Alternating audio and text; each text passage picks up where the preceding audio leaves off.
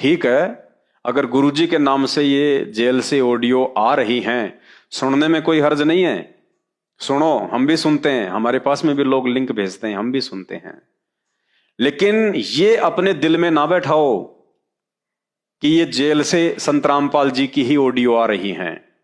नहीं, हम केवल ये समझ के सुनते हैं कि यदि इन ऑडियो में संत रामपाल जी के सत्संग आधार से कोई बात होगी तो हमें स्वीकार्य है, और अगर सत्संग आधार से कोई बात नहीं है तो हमें बिल्कुल भी स्वीकार्य नहीं है।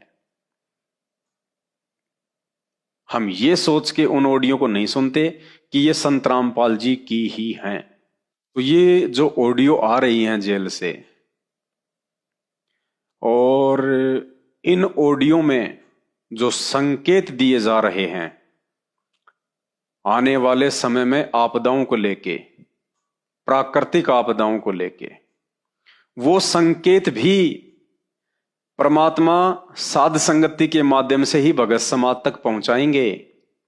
क्योंकि सतलोक आश्रम मैनेजमेंट हरियाणा और उनके साथ में जुड़ी हुई संगत जो गुरुदेव के 27 वर्षों से किए गए सत्संगों को नहीं समझ पाई, और उन सत्संगों को ना समझ पाने के चलते ही आज ये लोग दान धर्म के नाम पे लुट रहे हैं, पिट रहे हैं, ज्योति पाठ के नाम पे लुट रहे हैं, फर्जी आश्रमों में सहयोग कर रहे हैं, उन पत्थरों में पैसा बर्बाद कर रहे हैं।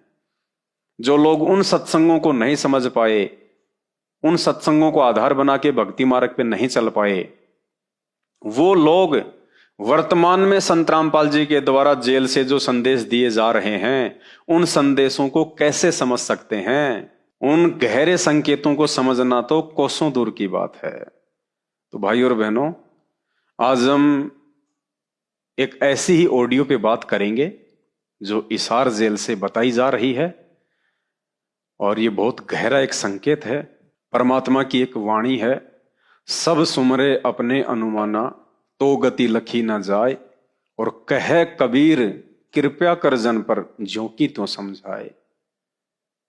इन सत्संगों को दिन रात लोग सुन रहे हैं, लेकिन परमात्मा की वाणी कह रही है कि इन वाणियों को, इन संकेतों को, इन सत्संगों को केवल वही लोग समझ सकते हैं जिन पे खुद उस कबीर परमात्मा की, सतगुरु रामपाल जी भगवान की रजा होगी, कृपा होगी, मेहर होगी। वही आत्माएं समुद्र में गोता मार के मोती निकाल सकती हैं। गोताखोर के अलावा आम प्राणी समुद्र से मोती नहीं निकाल सकता। तो परमेश्वर की विशेष आत्माओं के अलावा कोई भी भगत संत रामपाल जी के सत्संगों में छुपे हुए गहरे रहस्यों को नहीं समझ सकता। और एक ऐसा ही गहरा रहस्य आने वाले समय को लेके इसार जेल से आने वाली इन ऑडियो में किया हुआ है। पहले आप ये ऑडियो सुन लीजिए, फिर दास आपको बताएगा कि आने वाले समय के लिए संत रामपाल जी ने क्या भविष्यवाणी की है, जिस भविष्यवाणी को सतलोक आश्रम मैनेजमेंट हरियाणा और उनके पीछे अंधे होके चल रहे भगत नहीं समझ पाएंगे। सुनिए। मूर्ख बना रखे अपने को, या कख नहीं तेरा पल्ला, इस गंदे लोग को कब तक पूछे रहोगे, ये स्थान जोड़ जोड़ कर परिवार हो गया, उनका पालन पोषण करेंगे, या शादी करो, अच्छी बात है, सारा कुछ कर दिया, भक्ति बनी नहीं तो फिर क्या होगा? अगले जन्म में खुद के प्रदेश छोड़ के परिवार में जन्म लेंगे, वहां भी फिर ये काम शुरू हो जाएगा। यही एक कुतिया 8 बच्चे पैदा करती है और उनको ठिकाने के लिए आपकी तरफ पूरी खा के आती है, उनको पालती है, और पालने के बाद उसको क्या देते हैं? उसका टूक भी खा जाते हैं, वो डाल देता गए तो बड़े हो जाते हैं, उसको मां ने रोटी भी नहीं खाने देते हुए। और ये स्थिति केवल कलयुग में भी होने वाली है। माँ बाप की कोई कदर नहीं करता, लगभग हो चुकी है। गौर करना भाई और बहनों, आपने ये सत्संग सुना, लेकिन इस सत्संग का कितना बड़ा सार है, कितना बड़ा रहस्य इसमें संत रामपाल जी ने छुपा रखा है आने वाले समय को लेके। इसमें संत रामपाल जी ने जिक्र किया है कि एक कुतिया 8-10 बच्चे पैदा करती है, कहीं कहीं से खाना खा के उनके लिए दूध पैदा करती है, उनका पालन पोषण करती है। और जब वो बच्चे बड़े हो जाते हैं और जब कोई टूक भी डाल देता है तो उस माँ को भी नहीं खाने देते, वो खुद ही खा जाते हैं, इतनी भूख। और फिर क्या कहा परमात्मा ने कि ये स्थिति अब आने वाली है। पुण्यात्माओं, सतगुरु रामपाल जी भगवान के बोलने के लहजे को समझना, उनकी आवाज को पकड़ना, उनके शब्दों को पकड़ना। इस छोटी सी बात के माध्यम से उन्होंने आने वाले समय में कितनी भयंकर भूखमरी आने वाली है, फूड क्राइसिस आने वाला है, अकाल पड़ने वाला है, दाने दाने के लिए इंसान मोहताज होने वाले हैं। इस छोटी सी कहानी के माध्यम से उन्होंने संकेत कर दिया, क्योंकि ये परमेश्वर है, स्पष्ट रूप से नहीं कहेगा। इसका विधान है कि शब्द सैन सतगुरु की पहचाने, वो पावे अटल सुहाग रे। जो अपने सतगुरु के सत्संग रूपी संकेतों को पकड़ लेगा, वही उस अटल सुहाग को, अविनाशी परमात्मा को, अमर स्थान सतलोक को प्राप्त होगा। कितना गहरा संकेत किया है परमात्मा ने आने वाले समय में भूखमरी को लेके। देखो, अगर तीसरा विश्व युद्ध होगा तो आपको पता है कितना भयंकर जनसंहार होगा, क्योंकि आज इंसान ने इस साइंस के बलबूते पे इतने खतरनाक हथियार बना लिए हैं, ऐसे ऐसे परमाणु बम बना लिए हैं, मिसाइलें बना ली हैं। कितना भयंकर जनसंहार होगा, इसकी कल्पना भी नहीं की जा सकती। और परमात्मा धरती पे है, परमात्मा समर्थ है, हर परिस्थिति को टालने में समर्थ है, वो कुछ भी कर सकता है मालिक। लेकिन फिर भी युद्ध तो होगा, इसमें कोई संशय नहीं है। लेकिन जिस स्तर पे महाविनाश होने वाला था, उसको परमात्मा रोक देगा। और उस महाविनाश को रोकने का तरीका क्या है? भूखमरी, अकाल, फूड क्राइसिस। क्योंकि आदमी हर चीज सहन कर सकता है, हर आपत्ति और विपत्ति में अपने आप को बचा के रख सकता है, लेकिन भूख से इंसान ज्यादा दिन नहीं लड़ पाता। और जिस देश में खाने को दाना नहीं होगा, वो देश कहां से मिसाइल छोड़ेगा? वो क्या करेगा परमाणु बम छोड़ के? वो क्या करेगा हवाई जहाज उड़ा के? वो उस लायक ही नहीं रहेगा। आपको पता, जब दो देशों में आपस में युद्ध होता है तो सबसे बड़ी जो कोशिश होती है वो होती है राशन पानी को लेके, कि उनका राशन पानी किसी भी तरह से बंद कर दिया जाए। अगर सेना तक राशन पानी नहीं पहुंचेगा तो कितने दिन तक सेना हथियार उठा के खड़ी रहेगी? क्योंकि इंसान भूख से नहीं लड़ सकता। तो उस तीसरे विश्व युद्ध को, जो एक बहुत बड़े लेवल पे जनसंहार का रूप लेने वाला था, लेकिन चूंकि परमात्मा धरती पे प्रकट है और उस परमात्मा के धरती पे रहते सहते यदि ऐसा जनसंहार हो जाता है तो ये परमात्मा के नाम पे धब्बा होता है, ये कलंक लग जाता है कि क्या इतनी बड़ी आपदा को परमात्मा रोकने में समर्थ नहीं था, सक्षम नहीं था? तो परमेश्वर धरती पे है संत रामपाल जी के रूप में। तीसरा विश्व युद्ध तो होगा, लेकिन तीसरा विश्व युद्ध उस स्तर पे नहीं होगा जिस स्तर पे होने वाला था। काल ने जिस प्रकार से अरबों खरबों लोगों को मरवाना था, उस स्तर पे नहीं होगा। उसके लिए परमात्मा ने संकेत कर दिया कि दुनिया की कमर तोड़ने के लिए, तीसरे विश्व युद्ध से दुनिया का ध्यान हटाने के लिए, तीसरे विश्व युद्ध को हल्का करने के लिए फूड क्राइसिस आएगा। फूड क्राइसिस, अकाल पड़ेगा। और आप देख रहे हैं जिस प्रकार से ये बाढ़ आ रही है, पूरे पंजाब में फसल नष्ट, पूरे हिमाचल में फसल नष्ट, किस प्रकार से संहार हो रहा है। आने वाले समय में गुजरात में क्या होगा, साउथ में क्या होगा।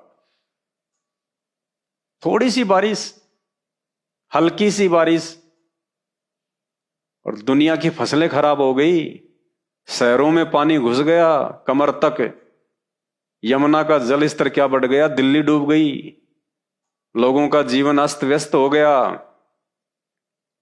जबकि अभी तो वो समय आना बाकी है प्राकृतिक आपदाओं का। ये तो ट्रेलर चल रहा है, ट्रेलर, ताकि लोग संभल जाएं, सुधर जाएं और समय रहते लोग संत रामपाल जी के सत्संग सुनना शुरू कर दें, बकवादों को छोड़ दें, ज्ञान को आधार बना के भक्ति करें, परमात्मा की पहचान करें। ये शास्त्र, धर्म ग्रंथ महापुरुषों ने मनोरंजन के लिए नहीं लिखे। इनको आंख फाड़ के खोल के देखो, इनको पढ़ो, इनमें भक्ति और भगवान की जानकारी है। तो भाई और बहनों, ये संकेत उस परमपिता परमेश्वर ने किया है जो पूरी दुनिया चला रहा है, जो सारी सृष्टि चला रहा है। और कहते हैं साध वचन पलटे नहीं, चाहे पलट जाए ब्रह्मांड। एक बार फिर से सुन लो उस कुतिया का उदाहरण देके परमात्मा क्या संकेत कर रहे हैं और किस लहजे में बोल रहे हैं। उन शब्दों को पकड़ना। उस कुतिया का जिक्र करके फिर परमात्मा कहने वाले हैं कि अब ये स्थिति आने वाले समय में आने वाली है, यानी आने वाले समय में, बहुत कम समय में वो स्थिति भूखमरी की आने वाली है। कौन सी स्थिति? कुतिया और उसके बच्चों जैसी। कैसे? ऐसी भूखमरी फैलेगी, ऐसी भूखमरी फैलेगी, अगर किसी ने रोटी का टुकड़ा फेंक दिया तो कोई नहीं देखेगा कि ये मेरी मां है, ये मेरा भाई है, ये मेरा बाप है। जिसका दाव लगा वो ही टुकड़ा उठा के खा लेगा कि जान बचे, भाड़ में जाए मां, भाड़ में जाए बाप।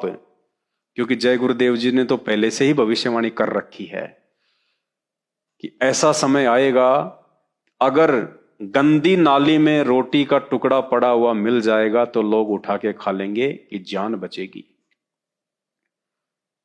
तो ये तो पूर्ण परमात्मा है संत रामपाल जी, तो इनका वचन तो कभी निष्फल हो ही नहीं सकता। तो ये आने वाले समय के लिए परमात्मा ने भविष्यवाणी कर दी है। ध्यान से सुन लो एक बार। मूर्ख बना रखे अपने को, या कख नहीं तेरा पल्ला है, इस गंदे लोग को कब तक पूछते रहोगे, ये स्थान जोड़ जोड़ कर। परिवार हो गया, उनका पालन पोषण करेंगे, या शादी करो, अच्छी बात है, सारा कुछ कर दिया, भक्ति बनी नहीं तो फिर क्या होगा? अगले जन्म में खुद के प्रदेश छोड़ के परिवार में जन्म लेंगे, वहां भी फिर ये काम शुरू हो जाएगा। यही एक कुतिया 8 बच्चे पैदा करती है और उनको ठिकाने के लिए आपकी उनको पालती है, और पालने के बाद उसको क्या देते हैं? उसका टूक भी खा जाते हैं, वो डाल देता गए बड़े हो जाते हैं, उसको मां ने रोटी भी नहीं खाने देते हुए। और ये स्थिति कलयुग में भी होने वाली है। माँ बाप की कोई कदर नहीं करता, लगभग हो चुकी है। तो भाई और बहनों, विशेषकर वो भाई बहन जो साध संगति से जुड़े हुए हैं, जो सत्सेवक हैं, ये परमेश्वर ने बहुत बड़ा संकेत कर दिया है आने वाले समय को लेके। और उस आपत्ति और विपत्ति से बचाने के लिए परमात्मा ने हम सत्सेवकों को बहुत पहले से तैयार भी किया हुआ है। क्योंकि आपको पता है कि साध संगति में हलवाराम बनता है और गुरुदेव भगवान को भोग लगता है। सतगुरु रामपाल जी भगवान को सबसे पहले हलवे राम का भोग लगता है, भोग की आरती होती है। और साध संगति में जो भाई बहन हैं 90% वो मर्यादा में हैं, गुरु को भगवान मानते हैं, परमात्मा से डरते हैं, और कहीं कोई मर्यादा टूट ना जाए, कोई नियम भंग ना हो जाए, हमारे गुरुदेव भगवान हमसे रुष्ट ना हो जाएं, पल पल उनको इस बात का भय रहता है, डर रहता है। 10% तो ऐसे हर जगह मिलेंगे आपको जो केवल देखा देखी में आते हैं, कुछ दिन आएंगे फिर चले जाएंगे, आएंगे फिर चले जाएंगे, तो उनकी तरफ हमने ध्यान नहीं देना। बाकी 90% साध संगति से जुड़े हुए भाई बहन अपने आत्म कल्याण के लिए चिंतित हैं, मर्यादाओं में रहते हैं, और सतगुरु रामपाल जी भगवान के भक्ति मार्ग की मर्यादाओं को निभाने के लिए वो कोई भी संघर्ष करने को तैयार हैं, किसी भी प्रकार का। क्योंकि उनको पता है कि नाम सहित बेवतन भला, जो दर दर मांगो भीखा, और क्या हुआ छत्र की छाया चले और राजपाट धेली का।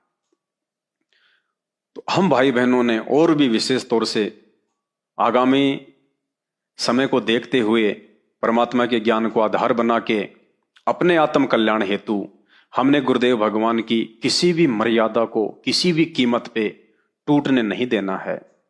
इस भविष्यवाणी के बाद जो परमात्मा ने संकेत किया है भुखमरी को लेके, पुण्यात्माओं, अब तो हमने विशेष तौर से सावधान हो जाना चाहिए। अगर थोड़ी बहुत गफलत साध संगति में भी कोई कर रहा है या हल्के में ले रहा है कोई साध संगत को, परमात्मा की भक्ति को, उनकी मर्यादाओं को, तो उन्होंने अब विशेष तौर से जागरूक होने की आवश्यकता है, सजग होने की आवश्यकता है। क्योंकि ये परमात्मा सत का राज करता है। इस परमेश्वर के भक्ति मार्ग में पक्ष और विपक्ष नहीं चलता। गलती अगर भगत करेगा तो भुगतना पड़ेगा, गलती जगत करेगा तो भुगतना पड़ेगा। ऐसा नहीं है कि हम संत रामपाल जी के शरण में हैं, उनके भगत हैं और हम साथ संगति से भी जुड़ गए तो परमात्मा हमें माफ कर देंगे, नहीं। परमात्मा के रूल एंड रेगुलेशन सबके लिए बराबर होते हैं। परमात्मा पक्ष और विपक्ष से दूर होता है। अगर विधाता ही अन्याय करने लगा तो दुनिया में न्याय कहां रह जाएगा। विधाता ही यदि अधर्म के मार्ग पे चला तो दुनिया में धर्म कहां रह जाएगा। इसलिए हम साथ संगत से जुड़ी हुए भाई बहनों ने विशेष तौर पे और ज्यादा गुरुदेव भगवान के नजदीक आना है, उनको प्रसन्न करना है, उनको रिझाना है। और परमात्मा प्रसन्न कब होते हैं? जब हम उनके नियमों में चलेंगे, गुरु को ही भगवान मान के चलेंगे। हमारे आचार विचार व्यवहार में वो बदलाव आ जाना चाहिए जो बदलाव परमात्मा चाहते हैं। क्योंकि भक्ति हमेशा गुरु को देख के होती है। गुरु को देख के चले बिना भक्ति नहीं हो सकती। क्योंकि भक्ति मार्ग में गुरु भी एक भगत बन के दिखाता है, एक भगत की भूमिका करता है। एक अच्छे भगत के, नेक भगत के क्या लक्षण होते हैं, गुरु भक्ति करके दिखाता है। तो हमने अपने गुरुदेव संत रामपाल जी भगवान को देख के चलना है। भक्ति मार्ग पे उनके एक भगत वाले जीवन को देख के चलना है। हमारे गुरुदेव ने कब मर्यादा तोड़ी, कौन सी मर्यादा तोड़ी, कब वो रिश्तेदारी में ब्याह शादी में गए, कब उन्होंने बात सूचक भरे, कब उन्होंने बकवादें करी, कब उन्होंने राजनीति करी, कब उन्होंने रैलियां की, कब उन्होंने धरने दिए, कब वो दुनिया के धरनों में शामिल हुए, कब उन्होंने लोगों को चंदा दिया। सारी बातें हमने देखनी पड़ेंगी, तभी हम अपने गुरुदेव भगवान के इस भक्ति मार्ग पे सफल हो सकते हैं। और आने वाले उस प्राकृतिक विपत्ति वाले समय में हम अपने आप को बचा पाएंगे, सुरक्षित रख पाएंगे। वरना परमात्मा किसी का सगा नहीं है, परमात्मा निर्मोही है। और समय आने पे जिसने जो बोया है वो वैसा ही काटेगा, वैसा ही परिणाम भुगतेगा। और सतलोक आश्रम मैनेजमेंट हरियाणा और उनके पीछे लगी हुई अंधी संगत तो पिछले 8-9 वर्षों से लगातार परिणाम भुगत भी रही है। जो कुकर्म उन्होंने गुरुदेव की मर्यादा तोड़ के 8 वर्षों से किए हैं, वो कुकर्म चाहे रक्तदान और देहदान के नाम पे हो, वो कुकर्म चाहे जाट आरक्षण समिति को लाखों करोड़ों रुपया चंदे के रूप में देना हो, चाहे आनंदपाल जैसे गैंगस्टर की सीबीआई जांच का समर्थन करना हो, 5-5 लाख रुपए का चेक देना हो, या तरह तरह के जगत वालों के धरने और प्रदर्शनों में उनका सहयोग करना हो, आर्थिक रूप से, शारीरिक रूप से, कभी कांग्रेस को वोट डलवाने हो, कभी बीजेपी को वोट डलवाने हो। ये जितने भी कुक्रम सतलोक आश्रम मैनेजमेंट हरियाणा ने पिछले 8-9 वर्षों से संगत से करवाए हैं, उसका नतीजा आप सब देख रहे हैं कि लगातार लोग भुगत रहे हैं। कोरोना के समय हजारों की संख्या में संत रामपाल जी के भगत अकाल मौत को प्राप्त हुए। इशार तारीखों पे जाने वाले सैकड़ों की संख्या में लोग अकाल मौत मरे। इन फर्जी आश्रमों के निर्माण के समय कितने लोग मर चुके हैं। इन आश्रमों में आने जाने वाले कितने लोग एक्सीडेंट को प्राप्त होकर मर रहे हैं। जबकि भक्ति करने वाले भगत के साथ, मर्यादा में रहने वाले भगत के साथ, गुरु को भगवान मानने वाले भगत के साथ काल किसी भी प्रकार का छलबल नहीं कर सकता। संत रामपाल जी के मर्यादित भगत की एक्सीडेंट में मौत नहीं हो सकती, ये परमात्मा का विधान है। धर्मराज भी हाथ नहीं लगा सकता, ये परमात्मा का विधान है।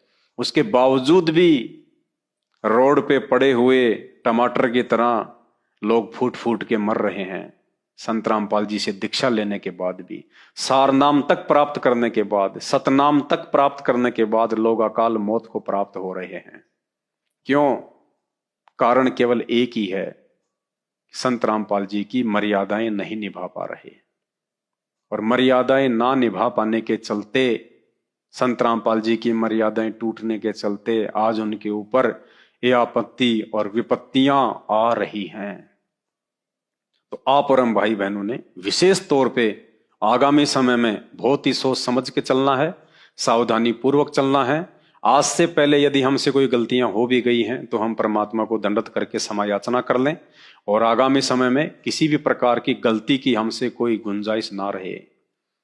परमात्मा की मर्यादा निभाने के लिए चाहे हमने घर त्यागना पड़े, चाहे नौकरी त्यागनी पड़े, कुछ भी करना पड़े, हमने गुरुदेव भगवान के वचनों पे चलते हुए, शिक्षाओं पे चलते हुए, और जो भगत के 5 गुण, जो 5 लक्षण हैं, शील, संतोष, विवेक, दया, अक्षमा, उनमें रहते हुए हमने अपने गुरुदेव को प्रसन्न करना है, भगवान को प्रसन्न करना है, ताकि आने वाली प्राकृतिक आपदाओं के समय परमात्मा हम भक्तों की रक्षा करें, हमारे परिवार की रक्षा करें। क्योंकि पुण्यात्माओं, जिस कदर परमात्मा सतलोक आश्रम मैनेजमेंट हरियाणा अर्थात काल के कहने से और एक आम व्यक्ति की भूमिका निभाते हुए परमेश्वर ने हम सत्सेवकों को शारीरिक रूप से अपने आप से दूर किया है, ये बहुत बड़ी परीक्षा थी हमारी। इस परीक्षा को कोई सूरमा ही झेल सकता है, ये कायर व्यक्तियों के काम नहीं होते। कोई बिरला, कोई सूरमा ही होगा जो इन परिस्थितियों में भी संत रामपाल जी के नजदीक रहेगा।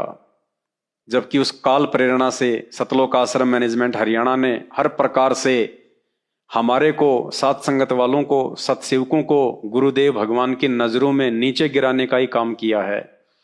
सैकड़ों की संख्या में हमारी शिकायतें इन्होंने जेल में की हैं, तरह तरह के झूठे लांछन आरोप हमारे पे लगाए। गुरुदेव तो गुरुदेव हैं, परमात्मा हैं, वो तो अंतर्यामी हैं, सब कुछ जानते हैं, सबकी इच्छा पूर्ति करने वाले हैं। वो तो मैनेजमेंट की यही इच्छा थी कि इन सत्सेवकों को नीचे गिरा दिया जाए, इनको बदनाम कर दिया जाए, ताकि हमारा धंधा लगातार चलता रहे, इनकी बात कोई ना माने, और हमारे पास में ज्योति पाठ और दान का पैसा इन फर्जी आश्रमों में आता रहे। तो जैसा सतलोक आश्रम मैनेजमेंट हरियाणा ने चाहा और जैसा इन्होंने झूठी शिकायतें हमारी लगाई जेल में जाके, तो परमेश्वर वो अंतर्यामी, सबकी खैर खबर रखने वाला, सतलोक आश्रम मैनेजमेंट हरियाणा की सोच आधार से कि ठीक है भाई, जेल में बैठा हूं मैं, तो बाहर तुम रहते हो, तुम्हें पता है कि कौन क्या कर रहा है, और तुम जो रिपोर्ट दे रहे हो ठीक है। और जैसी इन लोगों ने हमारी शिकायतें की कि वो संगत को तोड़ रहे हैं, वो नाम दीक्षा देने लग गए, संगत को लूट रहे हैं, ये कर रहे हैं, वो कर रहे हैं, तो जैसी इन्होंने शिकायत की उसी आधार से गुरुदेव भगवान ने कह दिया भाई कि ये कर्म करने वाला तो गुरुद्रोही होता है, तो उनको गुरुद्रोही कर दो उनको, और जो उनके संपर्क में है उन सब की लिस्ट दे दो मुझे, सबको गुरुद्रोही कर दूंगा मैं। तो उसी आधार से, क्योंकि परमात्मा तो सबकी इच्छा पूरी करता है, तो मैनेजमेंट वालों की यही इच्छा थी, तो परमात्मा ने उनकी इच्छा पूरी कर दी। और हमारी ये परीक्षा थी कि हम वर्तमान में हिसार जेल से आने वाली ऑडियो वीडियो के आधार से चलेंगे, या जो गुरुदेव ने 27 वर्षों से अनमोल सत्संग कर दिए, जो भक्ति का फाइनल विधान है, उस आधार से चलना है। और इन छोटी छोटी बातों को लेके, इन झूठी शिकायतों को लेके, क्या हम अपने गुरुदेव भगवान के प्रति मन में कोई दोष पैदा करेंगे? क्या हम अपने गुरुदेव भगवान से कोई शिकायत करेंगे? ये सारी परीक्षा थी आप और हमारी। तो परमेश्वर ने शारीरिक रूप से काल प्रेरित सतलोक आश्रम मैनेजमेंट हरियाणा की झूठी शिकायतों के आधार से आप और हमारी परीक्षा के लिए, आप और हमारे को दृढ़ बनाने के लिए, गरीब कच्चा हीरा किरच हो नहीं सह घनमार, ऐसा ये मन हो रहा लेखा लेकर तार। जब परमात्मा किसी की परीक्षा लेता है पुण्यात्माओं, तो ऐसी ही लेता है, अपने से दूर करके। तो 9 वर्षों से परमेश्वर ने शारीरिक रूप से आप और हम साथ संगत वालों को अपने से दूर किया हुआ है, जबकि शब्द रूप में तो परमात्मा जितने नजदीक हम सत्सेवकों के हैं, हम साथ संगत वालों के हैं, किसी के भी नहीं हैं। तभी तो हम साथ संगत से जुड़े हुए भाई बहन पिछले 8-9 वर्षों से इतनी दृढ़ता के साथ में सतलोक आश्रम मैनेजमेंट हरियाणा वालों के साथ में संघर्ष कर रहे हैं, काल के साथ संघर्ष कर रहे हैं। वरना पुण्यात्माओं, हम जीवों की इतनी औकात नहीं है। अरे हम तो इन सतलोक आश्रम मैनेजमेंट हरियाणा वालों के सामने, मगरमच्छ के सामने मछली के बराबर है, मछली के बराबर। अब मछली की क्या औकात जो मगरमच्छ का सामना कर ले और मगरमच्छ को जो है वो पराजित कर दे। लेकिन परमेश्वर ने वो अपने सत्सेवक बच्चों से कर दिखाया, ज्ञान आधार से इनको पराजित भी कर दिया इनके कुकर्मों का पूरी संगत के सामने, पूरी दुनिया के सामने इनके पाखंड को उजागर भी करवा दिया। इनकी रहने करने को भी सबके सामने लाके खड़ा कर दिया कि ये कितने विवेकी हैं, कितना ज्ञान आधार है, और कहां तक ये संत रामपाल जी को परमात्मा के रूप में मान पा रहे हैं। हर प्रकार से परमात्मा ने सत्सेवकों का साथ दिया है, और बीच बीच में परमात्मा संकेत करते रहते हैं अपने बच्चों को हिम्मत देने के लिए, दृढ़ता देने के लिए कि वे सदा हमारे साथ में हैं। और यही संकेत हमारे को भक्ति मार्ग पे दृढ़ता के साथ आगे बढ़ने के लिए लगातार हिम्मत देते हैं। इसी प्रकार से हिम्मत हमें मिलती रहेगी, पल पल परमेश्वर हमारे साथ में है। और यदि संत रामपाल जी के भक्ति मार्ग में यदि कहीं भगत हैं, मर्यादा है, तो केवल साध संगति में है, बाकी कहीं मर्यादा नहीं है। और इसका परिणाम, इसका रिजल्ट, जो संघर्ष परमेश्वर ने हम 2 कौड़ी के तुच्छ जीवों को हिम्मत पिछले 8 वर्षों से दी है, पुण्यात्माओं, इसका परिणाम भी आने वाले समय में आप सबको दिखाई देगा कि कैसे वो परमात्मा उन आपदाओं में, उस भूखमरी के समय में, उस फूड क्राइसिस के समय में अपने बच्चों को अपने हाथ पे रखेगा, अपने पलकों पे रखेगा। कोई चोट नहीं आने देगा, कोई परेशानी नहीं आने देगा। दुनिया देखेगी कि लोग तो दाने दाने के लिए मर रहे हैं, तरस रहे हैं, लूट खसोट मच रही है, मारा मारी मर रही है, और ये लोग इतनी आसानी से निश्चिंत होके, बेफिक्र होके कैसे भजन कर रहे हैं। तो दुनिया को हार के अंत में इस परम शक्ति के आगे हाथ जोड़ने पड़ेंगे कि हाँ, यदि धरती पे कोई परम शक्ति है, कोई परमात्मा है, कोई भगवान है, तो संत रामपाल जी हैं। तो दुनिया पुण्यात्माओं बहुत लेट समझेगी, क्योंकि दुनिया के इतने मजबूत संस्कार नहीं है कि वो परमात्मा को जान सके, पहचान सके। ये दया परमेश्वर ने अपने चंद बच्चों पे की है, बिरले आत्माओं पे की है। तो इस दया को ऐसे ही हम लोग बना के रखें, परमात्मा के विश्वास पात्र, उनके कृपा पात्र हम बने रहें। और विश्वास पात्र बने रहने का एक ही फॉर्मूला है, गुरु को भगवान मानना और उनकी मर्यादा में रह के उनके भक्ति मार्ग पे चलना। हमने जगत को देख के नहीं चलना, संगत को देख के नहीं चलना, हमने केवल परमेश्वर को देख के चलना है, परमेश्वर के ज्ञान को देख के चलना है, उनकी मर्यादाओं में रह के चलना है। फिर परमात्मा भूखमरी क्या, चाहे भूखमरी का बाप क्यों ना आ जाए, अपने बच्चों को परमात्मा हाथों पे रखेगा। वचन है परमेश्वर का, संकेत तो परमेश्वर ने बहुत कर रखे हैं भूखमरी को लेके। एक सत्संग में गुरु जी ने स्पष्ट कह रखा है कि ऐसे यदि जनसंख्या बढ़ती रही तो आने वाले 50 वर्षों में, 100 वर्षों में क्या खाएंगे लोग, दाने दाने को तरस जाएंगे। उस समय यदि आपके घर में 2 दाने भी होंगे, सुबह मटका भरा हुआ मिलेगा, मटका। ये क्या संकेत किया परमात्मा ने कि आएगा वो समय और दुनिया देखेगी कि हम तो भूख से तड़प रहे हैं, बिलख रहे हैं, और इनके घरों में ये अनाज कहां से आ रहा है, ये आटा कहां से आ रहा है, लूण तेल मिर्च कहां से आ रहा है। दुनिया देखेगी दुनिया। तो दुनिया अभी अनजान है, नादान है। हालांकि अपने आप को दुनिया बहुत ज्यादा सियाना समझती है, लेकिन हमने दुनिया वालों को देख के नहीं चलना, क्योंकि दुनिया केवल सांसारिक तौर तरीकों में समझदार है, दुनिया भक्ति में और अध्यात्म में समझदार नहीं है। और असली समझदार वही होता है जो भक्ति मार्ग में समझदारी दिखाए। और भक्ति मार्ग में समझदारी दिखाने का मतलब है अपने गुरु को भगवान मान के और अपने गुरु की प्रत्येक मर्यादा में रह के आगे बढ़े। वही असली समझदार है, वही असली होशियार व्यक्ति है। बाकी सब अपना जन्म बर्बाद करके जाएंगे, अपना जीवन यूं ही बर्बाद करके जाएंगे। ये आने वाले समय में पूरी दुनिया देखेगी। तो हमने अपने गुरुदेव भगवान को प्रसन्न करना है, हमने दुनिया को देख के नहीं चलना है। एक भगत के क्या गुण होते हैं, क्या लक्षण होते हैं, हमने अपने अंदर धीरे धीरे धारण करने हैं। इसी के साथ आज का वीडियो समाप्त करता हूं। आगे फिर परमात्मा दया करेंगे, दास लाइव आता रहेगा। बंदी छोड़ सतगुरु रामपाल जी भगवान की जय हो।